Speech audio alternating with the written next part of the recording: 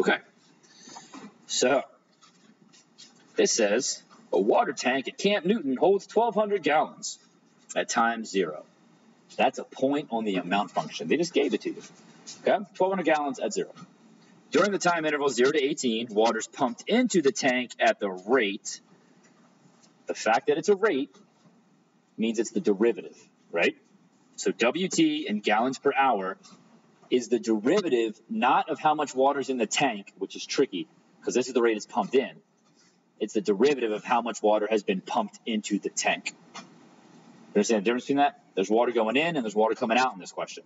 So, for instance, if we had a bucket, look at that bucket, and we had water going in at 10 gallons a minute and water coming out the bottom for some reason at 3 gallons per minute, the rate it goes in is 10, the rate it comes out is 3, the total rate of change is 7. After a minute, how much water went into the bucket? 10 gallons went in, right? You understand what I'm saying to you? After 1 minute, 10 gallons went in. How much water came out of the bucket? 3 gallons. What was the total amount of change in the bucket? 7. They're all 3 different things. Okay? Okay. Now, water's removed at the rate of R of t. So in this case, they're just giving me 2 functions. Sometimes you're going to see they give you weird graphs. Sometimes they give you tables. Okay? But all similar questions. So the first thing I would do if I were you is I would make up an amount function. Because they're going to ask about the amount, right? So right down here, look what I'm going to do. For I'm going to just write A of t equals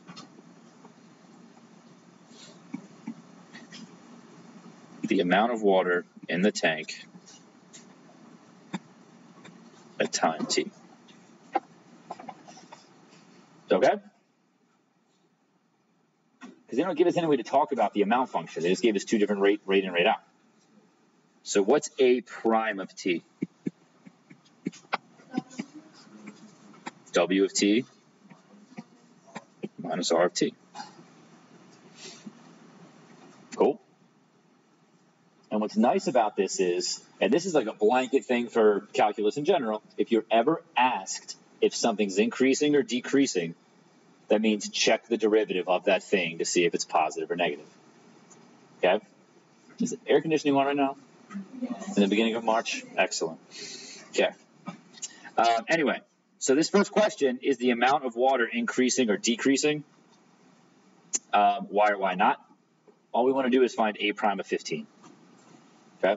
Now, you do not need to set it up like this. Their answer key will not set it up like this, but I think I like it because it gives us a way to talk about the amount as a function. All right? So for A, all we're really checking is A prime of 15, which is W of 15 minus R of 15. And in my calculator, this might seem weird. I'm going to put the rate in one, the rate out in another, and I'm going to make the third one rate in minus rate out. So I'm going to have 3 separate functions. All right? And just keep track of which one's which. So 95, you got to be careful with parentheses and everything in here. Square root, they use t, we're going to use x, it doesn't matter. So 95 root x sine of x over 6. And the way you square sine is like that. You square it outside the parentheses. And I have too many parentheses in there for some reason. Wish it was a touchscreen calculator. Go back. Delete that. There we go. Everybody good?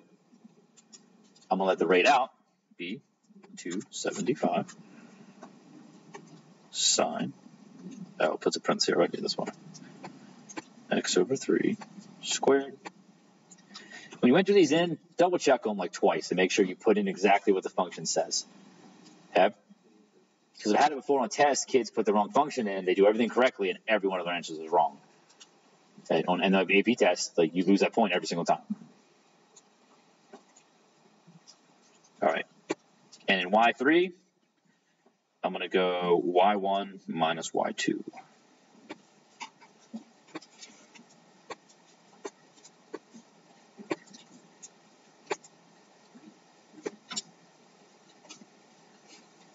Okay? And because I probably don't want to graph all three of these at the same time because they're telling me different information, the one I really care about is Y3. Because that's going to be the rate of change of the whole thing. So I'm going to go up to Y2 and Y1, and I'm going to turn them off by going to the equal sign and just hitting enter. And all that means is the calculator is not going to graph those.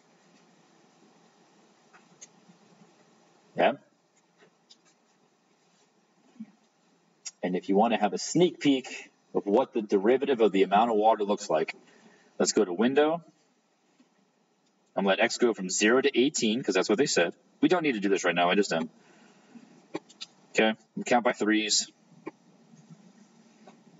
I see, like, again, W and R have 95 and a 275 in them. So I might want to make my Y scale a little bigger. Again, like negative 100 to 100, negative 200, 200, something like that. We'll just go negative 100 to 100 for right now, just so we can see some of what's going on. We count by 20s. I'm going to graph that thing.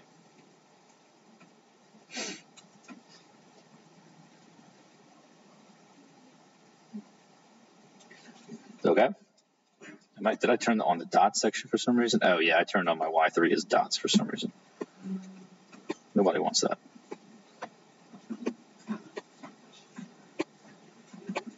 Okay. So, do we see that we are losing water initially, right? I mean, water's coming out and going in at the same time. But overall, we're losing water until a certain time, and then we're gaining water. And then I don't know what happens. Is that it? It comes back again. There we go, okay? And you start losing water again. So, there's two critical values. All right, we have to find those if it asks for an absolute max or absolute min. It's okay. But the first question was just, is the amount of water in the tank increasing or not at 15? You can plug this into both functions if you want, but since we're looking at the graph, you could also, remember, this is W minus R. You can hit second calc, and the first option, there's value. And that means plug in an X value. So plug in 15, and you get, see where it says Y? Negative 121.09. This is actually kind of a pain in the butt because we need it to be 3 places accurate. So that's not great, unless that's the exact number. Do you understand what I'm saying to you? Like, I need this to be 3 places out, and it's not. You can go to table, or you can type it in on the home screen too. No, that output, I'm not sure. But you could also go vars function Y3 of 15, and that'll spit out the exact answer. Oh, it actually is 0.09 anyway, so that's fine. Yeah, I just want to double check that to make sure. Okay, so we're going to write negative 121.09. 090, really.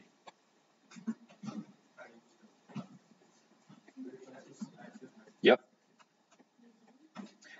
And the units on that? Gallons per hour. And the question was, is the amount of water in the tank increasing? And we're going to say, no.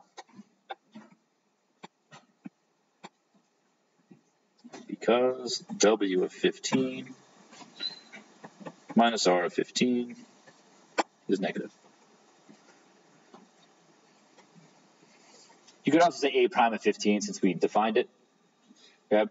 And you honestly could have not done any of this extra work I've shown you and just found R of 15 and W of 15 and said more water's leaving than is coming in, basically, is what we just did. But this is a good setup for all the other stuff that's about to happen, okay? And for all questions, they work nice like that. Everybody okay? Question B says, how many gallons of water are in the tank at time 18? Lucky for us, we made up a new function, A of t, which stands for the amount of water in there. But just like we did on the warm-up, we need to integrate A from 0 to t, or integrate A prime.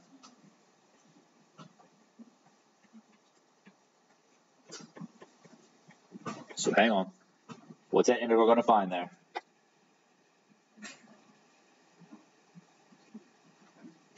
The change between 0 and t. Yeah, the change of water in the tank between 0 and t, right? But to find out how much water is in the tank, we have to add 1,200, because that's how much there was initially. All right? So I'll just put that first. And we really want to know what A of 18 is. And I'm going to use my calculator for that. So it's 1,200 plus math 9 0 to 18. It's 1,200, isn't it? Oh, I did? Turds. Okay. What just happened there? Okay.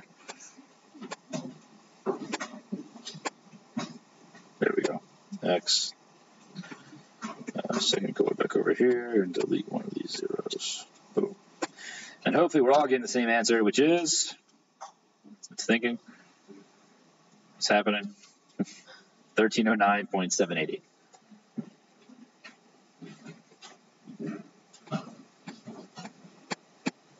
And the units on that are gallons. Okay? That means we gained 109 gallons, basically. Oh, yeah. Sometimes, you got to read these carefully. Sometimes a question will say to the nearest gallon, how many gallons are in there. And now if you don't round it to the nearest one, you lose that point. It's a pain in the butt. So make sure you're reading this carefully about what they're asking for. Okay? If it does not say round to the nearest, then do not round to the nearest. Even if a decimal doesn't make any sense. Like we're talking about people, and you have a decimal place on it, just let it be. Okay? Only round it if it says round to the nearest. All right. Oh, it says to the nearest whole number. There you go. So the answer is 1310.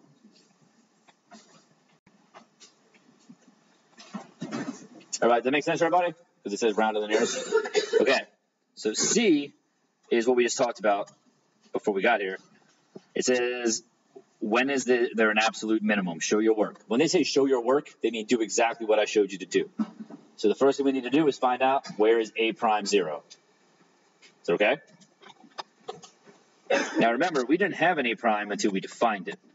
So this is the same thing as saying I need to know, you don't need to write both of these. You can. It doesn't matter. We need to solve this equation. Okay? But I've already graphed it. I just need to find out where the zeros are. So we're going to write T equals, and we're going to find them. If you do it with me, good. If not, just follow along because I want to get through this question here before announcements come on. So we're going to go second calc, 0. I think I'm counting by threes, so somewhere between 6 and 9.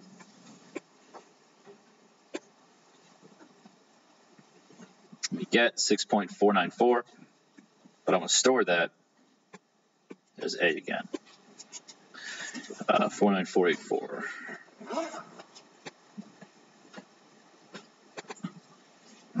What? 017? And we'll call that A. Everybody see what I'm doing? Just found the first one. There's another one.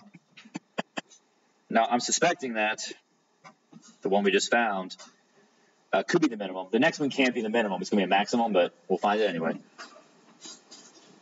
Second calc, 1 to 0. And that's between 3, 6, 9, 12, and 15. So 12, enter.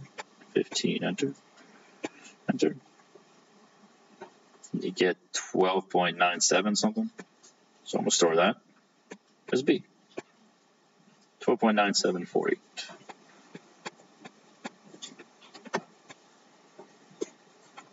What? 2467.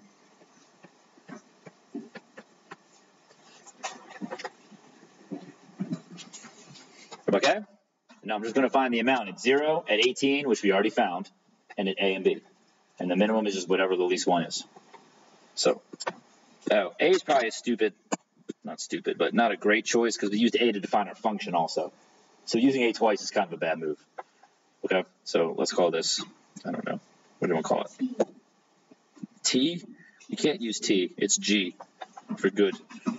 Okay, so we know A of 0 is 1,200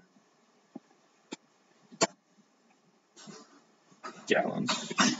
We know A of 18, we already found that, was 1,310 gallons. So we got to find A of G and A of B.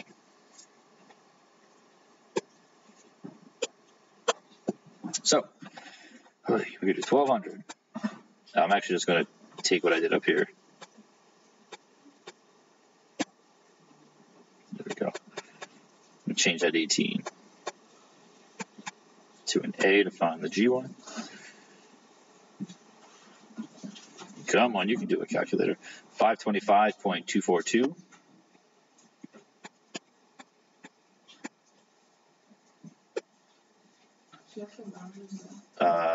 It doesn't state around, so I mean you can just say that right there.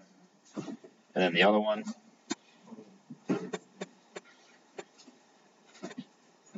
For B. So it's integrated to B and added 1200. But this is going to be bigger, right? Because this is a maximum. We saw it from the graph already, but 1697.441. Pen is dying.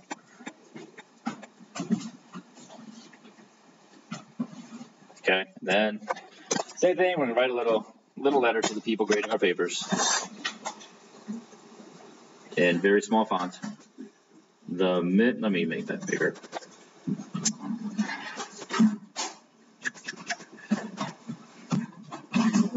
So for homework, kids, do the one I told you and finish up this one, part D. Take a look at part D in this question and try it out. It's a little weird, but the minimum amount of water in the tank is, what was it, 525. Does it say to round? You don't know because I'm hiding the question. Time, show, okay, great. 0.242 gallons. At time T equals G. That works. So make sure you're doing units on there, gang.